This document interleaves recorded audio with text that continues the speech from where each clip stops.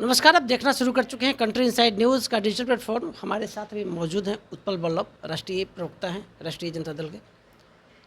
उत्पल जी, मुख्यमंत्री नीतीश कुमार और गृह मंत्री अमित शाह में मुलाकात हुई है और इंडिया गठबंधन को हराने पर बड़ी चर्चा हुई है, क्या कहिए? देखिए, सबसे बड़ी बात चीज़ है कि ये मुलाकात कब हो रही है, ये इम्पोर्टेंट है। मुलाकात तब हो रही है जब अमित शाह जी पहले कहते हैं कि हम मुख्यमंत्री चुनाव के बाद तय करेंगे, अर्थात, और उसके पहले वो दरवाज़ा खिड़की बंद कर चुके थे। अमित शाह जी नीतीश जी के लिए दरवाज़ा खिड़की वेंटिलेटर पहले भी बंद कर चुके थे और अभी कल ही बयान उन्होंने दिया है कि हम चुनाव के बाद मुख्यमंत्री तय करेंगे, मिल बैठकर सब लोग तय करेंगे। अर्थात दरवाज़ा खिड़की जो बंद हुआ था वो तो खुला नहीं, और अब क्लियर कर दिया है कि मुख्यमंत्री नीतीश कुमार नहीं रहेंगे। तो आप लोग बुलडोजर की तरह पीछे खड़े हैं ना, लालू यादव जी तो खड़े हैं ना नीतीश कुमार के पीछे, हिलने डुलने नहीं दीजिएगा ना। देखिए, नीतीश कुमार जी पहले भी एक बार ऑफिशियली बयान दिए हैं कि हमारी पार्टी को ख़त्म करना चाहता है। तो नीतिगत तौर पे जो लोग ये निरंकुश हो जाते हैं तो उसकी निरंकुशता के खिलाफ में हम लोग खड़े हैं, लेकिन नीतीश कुमार जी को मुख्यमंत्री बनाने के लिए हम खड़े नहीं हैं। चूँकि हमारे यहाँ का सारा प्रोग्राम तय है, हमारी सारी सीटें तय हो गई है, हमारे मुख्यमंत्री चेहरा भी तय है। वो मैं तय बोल देता हूँ आपको, आदरणीय तेजस्वी जी हैं। आदरणीय तेजस्वी जी के नेतृत्व में 243 सीट पर बिहार के महागठबंधन पूरी इम्पैक्ट है और पूरी मुस्तैदी से तैयारी कर रही है। और न सिर्फ तैयारी कर रही है बल्कि बिहार की जनता भी बहुत इंतजार कर रही है चुनाव का, कि चुनाव आते ही वोट करके, और ये सरकार को बदलने का उन्होंने पूरा मिजाज बदल लिया है। और आगामी जो 14 नवंबर है, ये लोग अपने बोरिया बिस्तर समेट के जाएंगे। लेकिन कुछ बात ऐसी होती है कि इसकी भूमिका पहले से बांटा जाता है। अब 14 नवंबर को जो रिजल्ट आने वाला है उसकी भूमिका अभी ये लोग तय कर रहे हैं। वो क्या है कि भाई किनके सर फोड़ा जाए ये हार। डबल इंजन की सरकार है, एक इंजन फेल है और दूसरा डिरेल है। अब जो 14 नवंबर के रिजल्ट आएगी तो उसमें फेल वाला पे फोड़ेंगे ठिकरा कि डिरेल वाला पे फोड़ेंगे, ये इसका खेल है। अरे आप तो जानते हैं ना, फेल वाला भी पास हो जाता है। सूत्रों का कहना है कि देखिए, फेल वाला नहीं, सुनिए ना, जेडीयू का गठबंधन है अंदरूनी। नहीं, फेल वाला पास आप जो सिस्टम बना के रखे होंगे, सरकारी तंत्र और सिस्टम बना के वहाँ, लेकिन जनता के दरबार में जनता तय करेगी कि कौन पास कौन फेल। आरजेडी जितनी मजबूती से तेजस्वी यादव के साथ खड़ी ये दिल्ली से तय नहीं होगा, बिहार से तय होगा। आरजेडी जिस तरह मजबूती से खड़ी है कि तेजस्वी हमारे नेता हैं, मुख्यमंत्री होंगे। कांग्रेस ने अभी तक सबसे पहली बात की घोषित नहीं किया कि तेजस्वी मुख्यमंत्री बनेंगे 14 नवंबर के बाद। और दूसरी सबसे बड़ी बात कि कांग्रेस कई सीटों पर अपना आरजेडी के साथ कंबाइन फाइट हो रहा है। क्या है ये महागठबंधन का?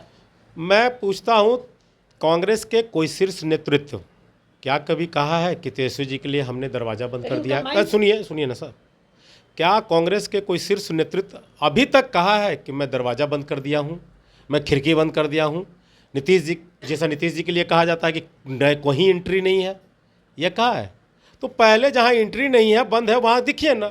और ये सवाल जो मैं कह रहा हूँ, मैं जो दावा कर रहा हूँ, ये सवाल आप जनता के बीच जाके पूछिए कि बिहार का मुख्यमंत्री कौन होगा। ये बिहार की जनता तय करेगी, और जनता से जाके पूछिए, जवाब आपको आएगा तेजस्वी यादव, तेजस्वी यादव। युवाओं में भरोसा है नौकरी के लेकर, महिलाओं में भरोसा है सामाजिक सुरक्षा को लेकर के। दिल्ली जा रहे हैं, मौर्या होटल में पीसी बंद कर दे रहे हैं। क्या हो रहा है आपके महागठबंधन में भाई? कैसे आप लोग बिहार देखिए, मुकेश साहनी जी एक पार्टी के नेता हैं, अपने पार्टी के नेता हैं, और हमारे गठबंधन के एक शीर्ष नेता हैं, हमारे पार्टनर हैं। तो बहुत सारी भूमिका में मुकेश जी हैं। समय कम है, चुनाव चला आया है, तो उनकी अपनी बैठक पार्टी की भी हो रही है मौर्या में, इधर महागठबंधन की हो रही है। तो ये भागा भागी लगेगा, समय कम है, चुनाव का समय है ना जी, तो बैठे तो नहीं रहेंगे लोग।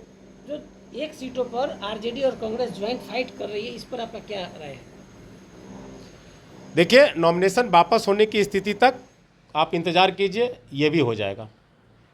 तेजस्वी यादव को आप लोग मुख्यमंत्री बनाकर ही मानिए। बिहार की जनता, नौकरी का जो मुद्दा है, तेजस्वी यादव कहते हैं कि मैंने नौकरी दिया, डिप्टी सीएम थे। इंडिया अलायंस के लोग कहते हैं कि उप मुख्यमंत्री का अधिकार नहीं होता है नौकरी देने का। क्या कहिएगा इस पर?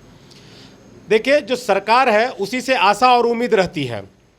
मैं पूछना चाहता हूं कि सरकार में कौन थे? राष्ट्रीय जनता दल। सबसे ज़्यादा राष्ट्रीय जनता दल के विधायक थे जो सरकार थे, जिसके समर्थन से नीतीश कुमार जी चल रहे थे।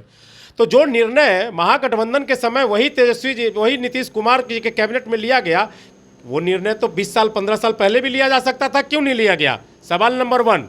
दूसरा सवाल नंबर 2, जब हम लोग सत्ता में थे 17 महीना के लिए, तो उस समय जो हम लोग मुद्दा उठाए और जिस नौकरी की बात को लेकर चले, तो जो नौकरियां दी उसके बाद जो पद सृजन किया 3 लाख के करीब, तो फिर वहीं को वहीं रुक गए, वो हुए नहीं।